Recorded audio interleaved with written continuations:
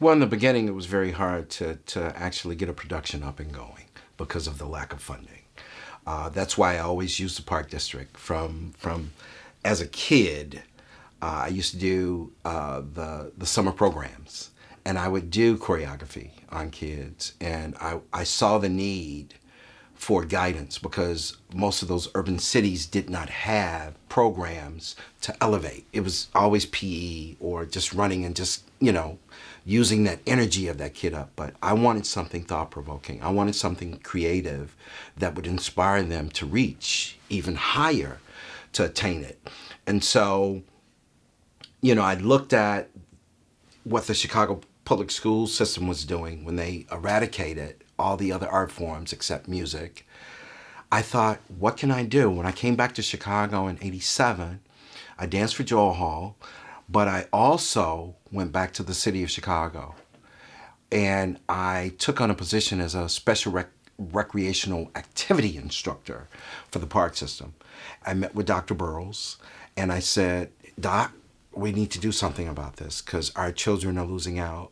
I said, now we'd like to implement within the Park District a structure where it's a win-win situation for the artists and the children. So I started artist in residency programs where they came in, had space to hold their costumes, had space to hold rehearsals without costing them. But in turn, you had to do so many hours of instruction for Urban City. It was a win-win situation. I gave it a lot of thought. I thank God for the people like Carmen Sanchez and Janet Pitchford, Marsha Watson.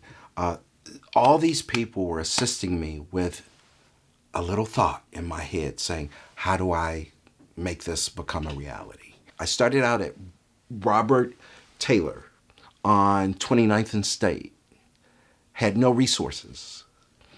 I went all over the city. And I started teaching PE teachers how to teach a better dance class because it just broke my heart to see these kids thinking that they could do a plie properly and they couldn't. So I figured, let me go to the PE teacher, straighten them out, just enough for them to teach a better position to get them closer to where they should be instead of thinking that they were there. So it was great. It was great to see that happen. And then from there, because people started taking notice at these gym shows that I would do these choreographic pieces on children, that was almost like going to the auditorium theater saying, oh my God, in their own neighborhood. So it was a pickup from the north side, the southeast side, southwest side, west side, near west side, because this one little kid went around to various sections. And then the talk and the build-up, Dr. Burrows was able to say, okay, now we're pulling you from here and we're putting you at South Shore Cultural Center. That's how Dance Extravaganza came about. Didn't cost the city of Chicago a dime. Every company that came in donated their time for performance of that evening for our legendary figures. Lester Gutman, Tommy Gomez, Joel McSwain, Darlene Blackburn, Joel McLaurin from Malcolm X. We are resilient artists, no matter how much. That's the one thing I love about being an African-American dancer at a time that it was very, very difficult. We learned how to strive and get through. And so I'm happy to see that the power's still there, but the trained eye. We need more dancers, choreographers to take up the mantle to go into Urban City and say, listen, baby, let me teach you what I know. And make it strategic enough. I love the fact that Pierre Lockett, he's in the Urban City schools and he's pulling kids in, but it's still not enough. We need more Pierre Locketts. I'm thinking at some point I need to go back to bringing Dance Extravaganza back.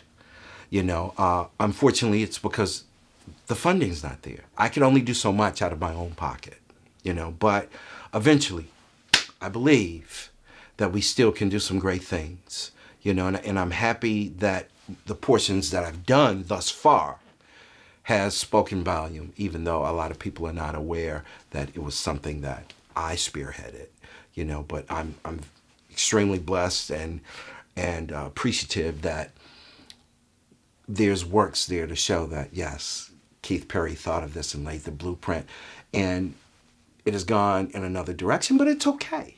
Long as it's out there, long as it's something that is progressive for change in our communities when it comes to dance.